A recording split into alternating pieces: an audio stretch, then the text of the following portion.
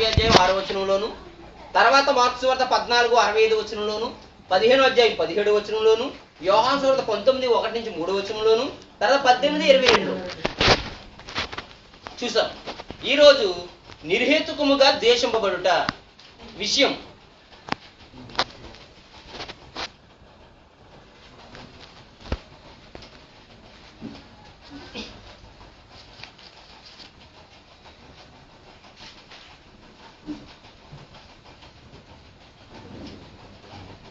నిర్హేతుకముగా ద్వేషింపబడుట విషయం ఇది.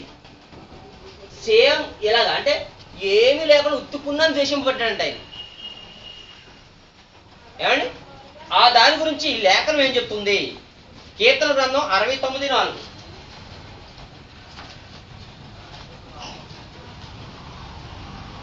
కీర్తన గ్రంథము 69వ అధ్యాయము 4వ వచనం.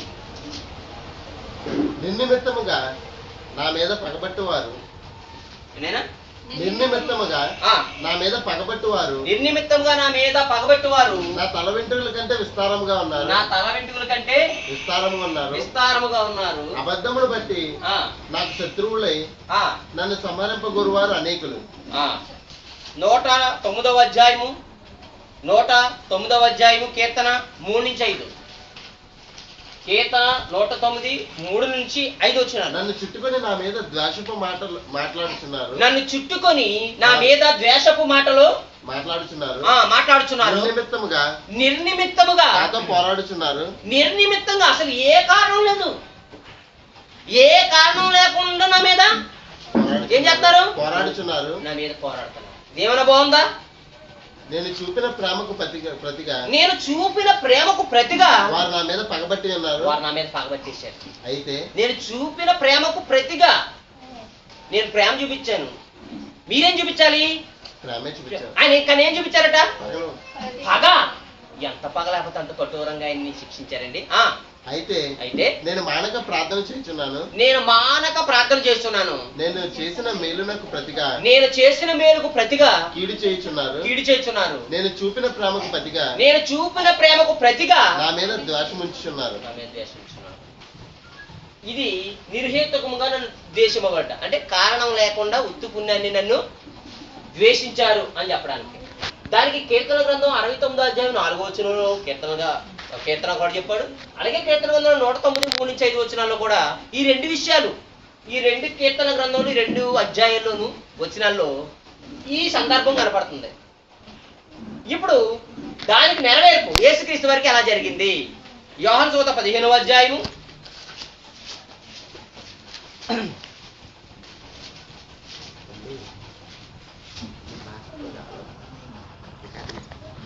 యోహాను సువార్త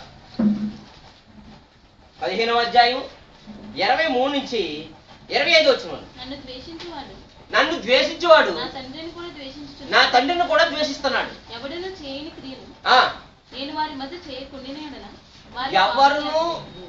క్రియలు నేను చేయకుండా ఎడలా వారికి పాపం లేకపోను. ఇప్పుడైతే వారు నన్ను నా తండ్రిని చూచి ద్వేషించుతున్నారు. చూసారండి, ఇప్పుడు నన్ను నా తండ్రిని చూచి ద్వేషిస్తున్నారు. అయితే నన్ను నిర్హేతుకముగా ద్వేషించిరి అని వారి ధర్మశాస్త్రంలో వ్రాయబడిన వాక్యము నెరవేరినట్టు ఇలా చెప్పారు. సరేండి, ఏమన్నా అర్థమైందా? వారి ధర్మశాస్త్రంలో ఏమని రాయబడిందట? మీకు పదం పలకదా? నిర్హేతుకముగా. 19వ అధ్యాయం 15వ అధ్యాయం 23 నుంచి కదా, 15వ అధ్యాయం 23. నన్ను ద్వేషించేవాడు నా తండ్రిని కూడా ద్వేషించుచున్నాడు. ఎవడును చేయని క్రియలు నేను వారి మధ్య చేయకుండా ఎడలా వారికి పాపం లేకపోను. ఇప్పుడైతే వారు నన్ను నా తండ్రిని చూచి ద్వేషించున్నారు. అయితే నన్ను నిర్హేతుకముగా ద్వేషించిరి అని వారి ధర్మశాస్త్రంలో రాయబడిన వాక్యము నెరవేరినట్టు ఇలా జరిగింది. ఏది నెరవేరినట్టు జరిగింది? విషయం ఏంటి? నిర్హేతుకముగా ద్వేషింపబడుట. అదే సందర్భం కీర్తన గ్రంథం 69:4లోను 109:3లో ఏ కారణం లేకుండా నన్ను వారు నిర్హేతుకముగా నన్ను ద్వేషించారు అని చెప్పాడు. అదే సందర్భాన్ని ఆయన ఎందుకు ద్వేషించారని చెప్పడానికి యోహాన్ గారు రాస్తూ ఈ లేఖనాన్ని ఎత్తి యేసుక్రీస్తు వారిని ద్వేషించారు అని చెప్పడానికి, యేసుక్రీస్తు వారు ద్వేషించారు అని చెప్పడానికి అదిగో ఈ లేఖనాన్ని ఎత్తి చూపిస్తాడు. ఏమని? వారు ఆయన నన్ను పంపిన తండ్రిని కూడా ద్వేషిస్తున్నారు కనుక నిర్హేతుకముగా ద్వేషించిరి అని వారి ధర్మశాస్త్రంలో రాయబడిన వాక్యం వారు ధర్మశాస్త్రంలో రాయబడిన వాక్యము నెరవేరినట్లు ఇలాగే జరిగింది. ఎవరు జరిగించారు? ఇది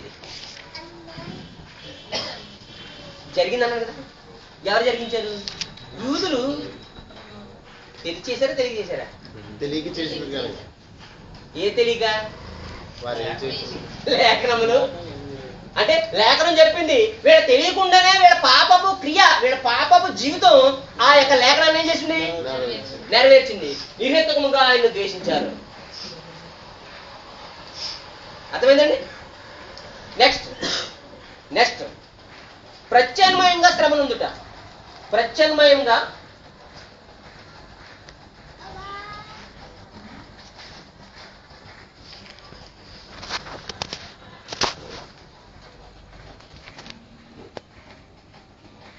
ప్రత్యామ్నాయం అంటే అర్థం తెలుసండి? ప్రత్యామ్నాయం అంటే అర్థం తెలుసా? ఒకరికి బదులుగా అని. ప్రత్యామ్నాయం అంటే ఒకరికి బదులుగా.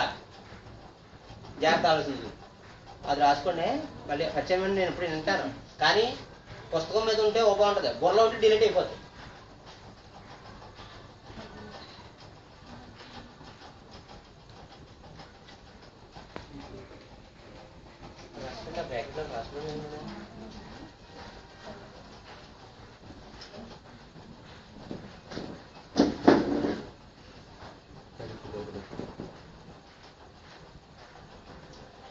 అలా రాసేసుకున్నారు అక్కడ ఉంటుంది. బుర్ర అయితే కొత్తగా వచ్చింది ఏదైనా అంటే డిలీట్ చేసి అది ఎక్కించుకుంటారు. అదే పుస్తకం మీద బాగుంటుంది. ప్రత్యామ్నాయముగా శ్రమ నుండాడు అంటే ఒకరికి బదులుగా. ఆ ఒకరెవరో మనకు చెప్పనవసరం లేదు, మీకు చెప్పనవసరం లేదు, అయినప్పుడు చెప్తాను. ఎందుకని? ఆ ప్రత్యామ్నాయం అంటే ఎవరు అనుకున్నారు? మనకు బదులుగా శ్రమ పొందుట. అంతే కదా. ప్రత్యామ్నాయంగా శ్రమ పొందుడంటే మనకు బదులుగా ఆయన. నెక్స్ట్ ఇప్పుడు జయశేఖరం 53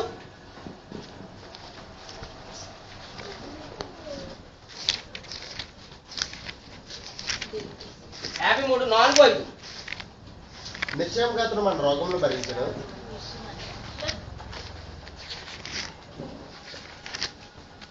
నిత్యముగా ఆయన మన రోగంలో భరించను. Very good.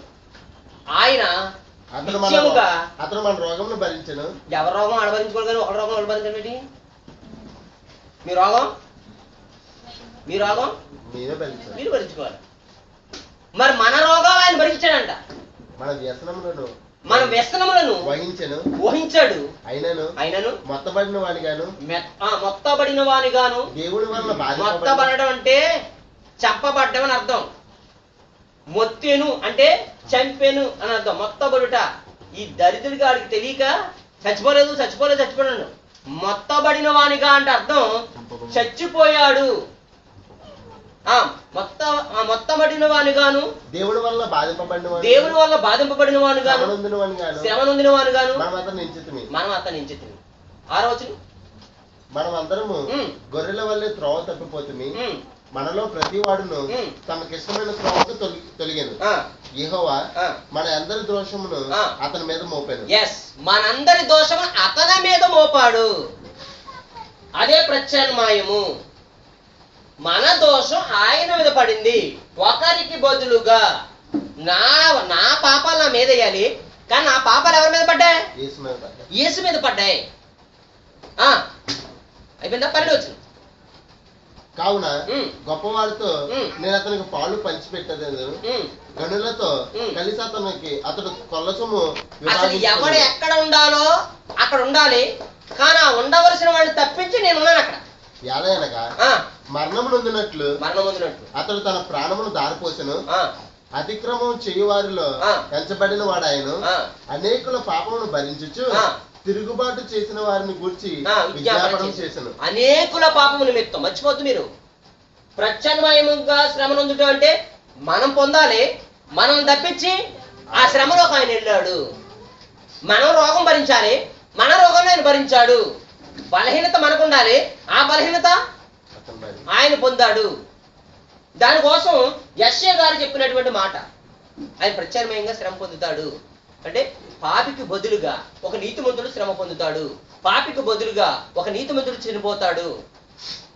దానికి కొత్త నిబంధన మత్తయి సువార్త 8వ అధ్యాయము, మత్తయి సువార్త 8:16-17 మత్తయి సువార్త, సాయంకాలం మత్తయి సువార్త నేనా తర్వాత రోమీలు రాసిన పత్రిక 4:25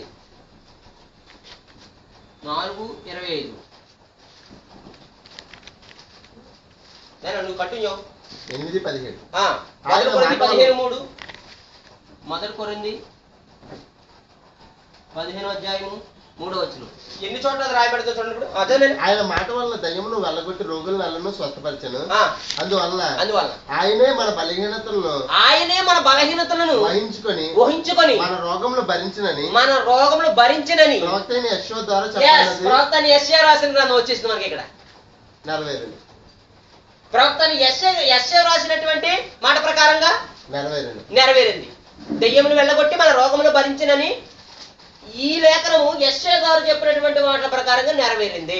నెక్స్ట్ 4 ఆయన మన అపరాధముల నిమిత్తం అప్పగింపబడి, ఇప్పుడు మా రోమపత్రిక 4:25 వచనం, ఆయన మన అపరాధముల నిమిత్తము అప్పగింపబడి, మన అపరాధముల నిమిత్తము. ఇక్కడ వస్తున్న నిమిత్తము ఇది అంటే ప్రత్యామ్నాయము. నిమిత్తము అనగా ప్రత్యామ్నాయము. మన నిమిత్తము అప్పగింపబడి అంటే మనం వెళ్ళాలి, మనం అప్పగింపబడాలి. అంతేకండి. శాపగ్రస్తుడు దేని మీద వెళ్ళాడాలి? మనకంటే శాపగ్రస్తుడు భూమి మీద ఉన్నాడు. మనకంటే శాపగ్రస్తుడు కూడా ఉన్నాడు అంటారా? అసలు భూమి మీద ఉండకూడదు ఏదన్నా ఉందంటే అది ఎవరనుకుంటున్నారు? అసలు మొదలు పడకండి. మనమే అంత పెద్దలు ఉంటారండి మనమంతా. ఎందుకంటే భూమి మీద ఏ ఉండకపోయినా పర్లేదు, కానీ మనం మాత్రం ఉండకూడదు. అందుకే దేవుడు ఏం చేశాడంటే ఒక్కడిని లేకుండా తుడిచేస్తాను అన్నాడు ఒకనాడు. భూమిని నీటితో ముంచేశాడు. కానీ నీతిమంతుడు కదా అనుకుని ఉంచాడు. కానీ ఆ నీతిమంతులు కూడా అనీతిమంతులు గర్భంలో ఉన్నారు. అందుకే ప్రత్యామ్నాయం. చదివిన రోమపత్రిక 4:25 ఆయన మన అపరాధం నిమిత్తం అప్పగింపబడి మనము నీతిమంతులుగా తెచ్చుబడుటకే లేపబడ్డాడు. నెక్స్ట్ మొదటి కొరింథీ 15:3 వచ్చింది. నాకు ఇవ్వబడిన ఉపదేశమును మొదట మీకు అప్పగించుదుని. నాకు ఇవ్వబడిన ఉపదేశమును మొదట మీకు అప్పగించాను. అదేమనగా ఆ ఉపదేశం ఏంటంటే లేఖనముల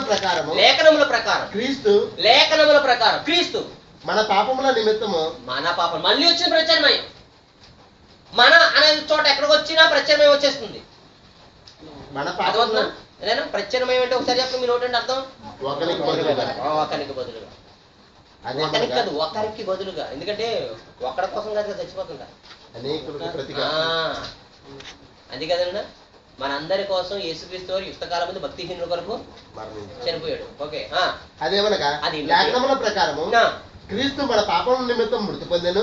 లేఖనముల ప్రకారం క్రీస్తు మన పాపముల నిమిత్తం మృతి పొందాడు, సమాధి చేయబడను. లేఖనముల ప్రకారంగానే సమాధి చేయబడ్డాడు. లేఖనముల ప్రకారంగానే లేఖనాల ప్రకారంగానే ఏసేమయ్యాడు, మృతి పొందెను.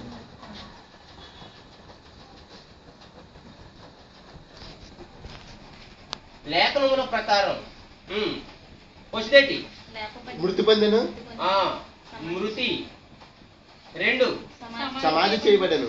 సమాధి 3 లేఖనం ప్రకారం 3వ దినమున లేపబడెను. పునరుద్ధానం లేపబడేదని రాయడం వల్ల అక్కడ మీరు రాసుకున్నటువంటి కంటిన్యూటీ మ్యాటర్ కనుక అది మృతి పొందాడు, సమాధి చేయబడ్డాడు, లేపబడ్డాడు అని రాసుకున్నారు. కానీ మనం మళ్ళీ రాసుకొచ్చినప్పుడు లేపబడ్డాడు అని రాయకూడదు. రాజుడికి అసంపూర్ణమైనటువంటి పదం అయిపోద్ది. లేపబడ్డాడు అని పదం వాడకూడదు అక్కడ. లేపబడ్డాడు అంటే కింద నుంచి లేపబడ్డా, చిరు మంచి లేపబడ్డా, ఇదే తీసాడాడు. అప్పుడు ఆ పదాన్ని వాడకూడదు. మనం వివరించేటప్పటికి మనం చదువుకునేటప్పుడు శ్రమపడ్డాడు, సిలువేయబడ్డాడు, సమాధి చేయబడ్డాడు, లేపబడ్డాడు అని రాశాడు అతను. మళ్ళీ మనం ఎక్స్ప్లెయిన్ చేసుకున్నప్పుడు ఏం చేయాలంటే లేఖనముల ప్రకారం క్రీస్తు మృతి పొందాడు, సమాధి చేయబడ్డాడు, పునరుద్ధరణ తిరిగి లేచాడు. ఈ 3 సందర్భాలు లేఖనానుసారంగానే జరిగాయి తప్ప అందులో మీ ప్రమేయం కానీ, నా ప్రమేయం కానీ, యూదుల ప్రమేయం కానీ ఎట్టి పరిస్థితి లేదు. మీరు దూరారంటే మా బాత్రూమ్ అంటే యేసుని సిలువ వేసిన గతి పట్టిన గతే మనకే పడుతుంది. యేసుక్రీస్తుని సిలువ వేసినందుకు ఎవరికి శిక్ష రాలేదండి. అర్థమైందా మీకు? యేసుని సిలువ వేసిన తర్వాత కూడా పేతురు గారు అవకాశం ఇచ్చాడు. ఎలా ఇచ్చాడు చూడండి ఒకసారి. 2వ అధ్యాయం అపోస్తలుల 2వ అధ్యాయం 36వ వచనం చూడండి. మీరు సిలువేసినందుకు చాలా మంది దేవుడు చంపేసి ఉంటాడని అనుకోవచ్చు. సిలువేసినందుకు అందరం చంపేస్తే ఇంక సిలువ ఎక్కడ ఉపయోగం ఉందండి? మీరు సిలువ వేసిన ఉందా? ఒరే నువ్వు ఈ చంపే కొట్టి ఈ చంపేస్తాను ఈ చంపేస్తాను, నువ్వు కొట్టేసిన తర్వాత మాత్రం నేను బతకనేవనంటే ఇంకెందుకు వచ్చుకోవడం? నువ్వు కొట్టిన తర్వాత నేను మాత్రం బతకనే ఉన్నావు. నువ్వు ఏం కొట్టేసుకున్నావు అనుకోండి, ఇక ఆ మాత్రం దాన్ని మనం ఓర్పు సహనాలంటే పేర్లు పెట్టుకోవడం పగ అని పెట్టుకోవాలి కదండి.